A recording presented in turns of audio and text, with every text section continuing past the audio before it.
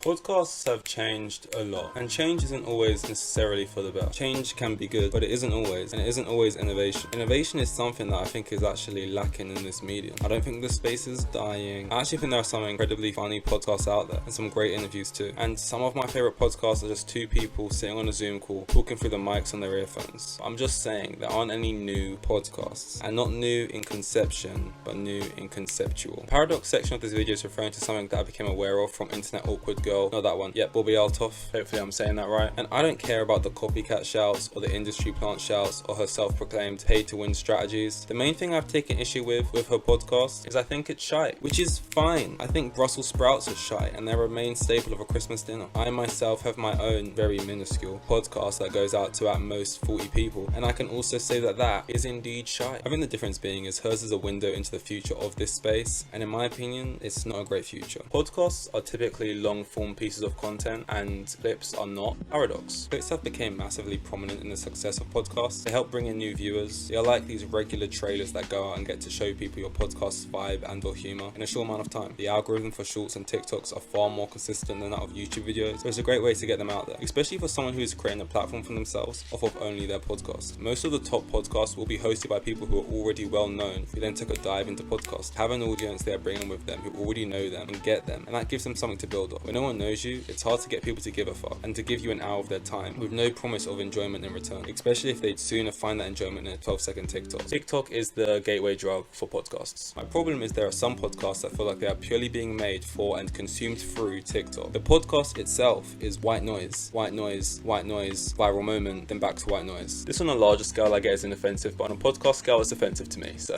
also her message of shoot your shot with £300 incentives is also not the best to me, but this video isn't a deep dive into Bobbi Althoff. It was just the trigger to make this video. I think on a technical standpoint, podcasts are at a ceiling. Podcasts at their best technically are maybe 5 cameras, one on you, one on the guest, a wide, a sliding cam, and maybe even a handheld. Decent mics, nice studio, talking for 90 minutes, boom, that's your ceiling. But not the end. Innovation to me is how then do you break through that ceiling and set a new one. The top dogs in this space aren't looking to do that, which is usually who you'd look for to do that. Joe Rogan is sitting in some average gaff smoking a joint, looking at chimps fight on the internet. That isn't a slight to him, people seem to love him, and the content is the most important thing. But I just think that if it's the top dogs who aren't the ones pushing it, then we have to look elsewhere and also lift up the ones that are. The creative and conceptual side of podcasts just aren't looked into enough. And look, I'm not here to pitch you ideas that there's some kind of shitty podcast dragon's den, but I definitely have some classic phrases, all the gear and no idea, which I can't help but attribute to some of the newer podcasts coming through. I've always thought of myself as someone with all the idea and no idea, so paradox. Finally, aside from the new wave of podcasts and the technical and conceptual side of podcasts, I now want to talk about the personal side of them, meaning the people. People feel connected to people of all lengths of content, so it makes sense that the longer the content, the stronger those connections. It's why there are so many small podcasts who are able to still make a living, as they can convert that small audience over to Patreon, as that audience gets to know their hosts closer and care more. That relationship though between the people hosting can also be tested as a result of their many long-form conversations, and with parasocial relationships becoming more and more prevalent, it's likely that people get attached to those relationships, and the reason why those relationships no longer exist on the podcast they enjoy. Bad friends with the removal of docs brings to mind. This is less something that I feel is a problem with podcasts, but maybe something that can be a problem as a result of doing podcasts. As an example that feels more relevant to me, at least I guess, would be the True Geordie podcast. He built his channel and that podcast with Lawrence McKenna, who was his hosting counterpart, and like the other example, that relationship seems to no longer exist anymore, or at least no longer exist online. I feel like I've spoken on this before quite a bit, and especially about Lawrence, so I want to keep this section as brief as I can to avoid anything close to parasocial. The long and short of it is the internet is volatile and it strains relationships, and as a result that strains the art. And I know maybe it's weird to refer to podcasts as art, but maybe rejecting that term so quickly in relation to podcasts is what puts a limit on what they can be in the first place. I just look at that podcast as something that gave me a lot of enjoyment, maybe in a way that friendship did as well. I think that podcast can so closely bond people, but then also split people, and that is a shame both for the relationship of those people, which maybe would still be without it, but also for the podcast as well, as something good was being made. And I think the impact of good things is always underrated. So often when I see things I don't enjoy, I look back at things I really did that made me really laugh or really feel or made me really inspired, and then that lack of presence of good now starts to feel worse than the mid that is actually present feels bad, if that makes anyway. This is a bit of a tangent, but essentially sometimes I think great podcasts have a sell by date due to the nature of the space they reside in, and not great podcasts are on the up due to the nature of the game. And I don't necessarily even have a problem with any of those podcasts either, because I understand that the game's the game. For podcasts, is this game the beginning of the end?